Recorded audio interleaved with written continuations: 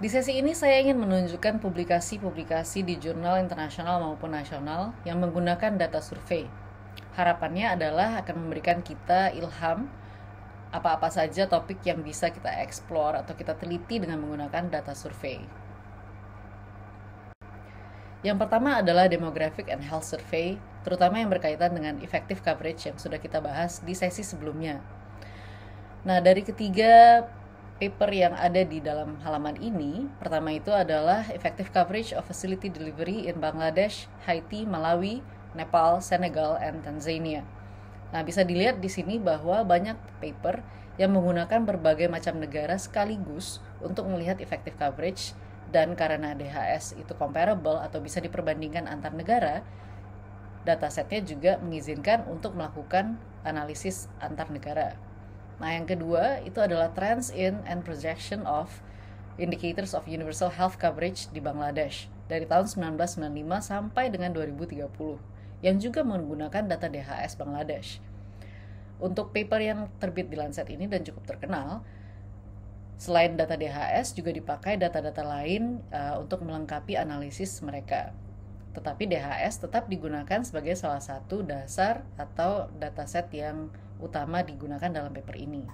Dan yang terakhir, ini ada dari Nguyen yang dipublish di BMJ Open, juga untuk Bangladesh, untuk melihat effective coverage of nutrition interventions across the continuum of care. Nah, bisa dilihat bahwa effective coverage tidak hanya bisa diaplikasikan untuk kesehatan ibu dan anak seperti ANC ataupun facility delivery, layanan persalinan, tetapi juga misalnya untuk intervensi-intervensi terkait nutrisi. Nah, kita semua bisa kemudian mengeksplor apa-apa saja variabel yang ada di dalam DHS ataupun SDKI Indonesia untuk melihat apalagi kira-kira pertanyaan penelitian yang bisa dijawab dengan menggunakan analisis data DHS. Selain effective coverage, DHS juga bisa digunakan untuk meneliti topik-topik lain di bidang kesehatan. Misalnya dari paper-paper contoh ini, di India dilihat apakah ada hubungannya antara penggunaan bahan bakar minyak dengan berat badan baru lahir bayi yang dilaporkan oleh ibu. Karena variabel-variabel tersebut tersedia di dalam dataset DHS. Lalu dari Indonesia sendiri, Christiana Titali itu sudah meneliti faktor-faktor apa saja yang menentukan penggunaan antenatal care dengan menggunakan DHS tahun 2002 dan 2007. Dan contoh yang terakhir dari Ethiopia itu melihat determinan overweight dan obesity antara wanita-wanita usia reproduktif di Ethiopia. Nah, semua variabel-variabel ini dan banyak variabel-variabel lainnya juga tersedia di DHS. Jadi kita semua bisa mengeksplor lebih jauh apa-apa lagi pertanyaan penelitian yang bisa dijawab dengan menggunakan DHS, baik itu secara cross-sectional atau 1 tahun saja, maupun secara time series atau mengambil beberapa dataset DHS sekaligus. Nah, ini ada beberapa lagi contoh paper-paper yang juga menggunakan DHS. Misalnya multi-country analysis untuk melihat di mana wanita yang khususnya miskin itu melahirkan, atau bahkan untuk melihat kepemilikan livestock atau hewan ternak dan hubungannya dengan kematian anak di beberapa negara berkembang di Afrika. Nah, untuk dataset Susenas, berbagai analisis juga bisa dilakukan. Misalnya analisis sosial ekonomi dalam pemanfaatan fasilitas kesehatan rawat jalan di beberapa provinsi ataupun di level nasional seperti yang ditunjukkan di salah satu paper ini. Lalu juga dari Meliani Johar almarhumah itu juga melakukan inequality in access to healthcare, health insurance, and the role of supply side factors, juga menggunakan data Susenas.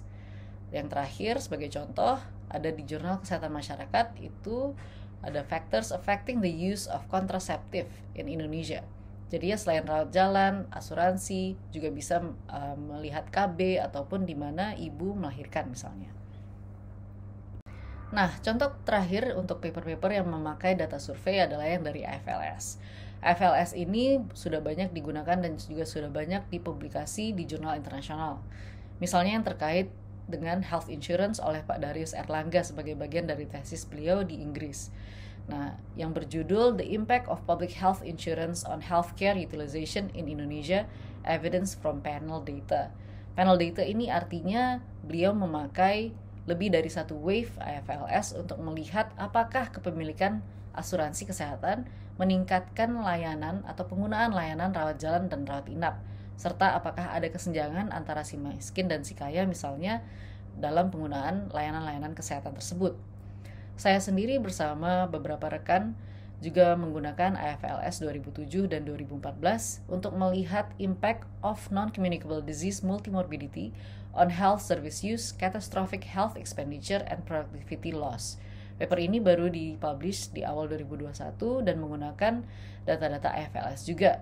Tidak hanya untuk melihat apakah populasi yang memiliki penyakit tidak menular lebih dari satu atau NCD multimorbidity itu mengeluarkan terlalu banyak biaya kesehatan, tapi juga apakah kemudian populasi ini memiliki produktivitas atau angka bolos kerja misalnya yang lebih tinggi dibandingkan mereka yang tidak memiliki NCD multimorbidity.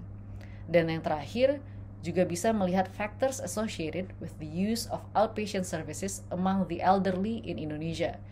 Karena sampel IFLS cukup besar, makanya beberapa paper juga bisa fokus pada segmen-segmen populasi tertentu. Misalnya dalam kasus paper ketiga adalah elderly di Indonesia atau usia lanjut.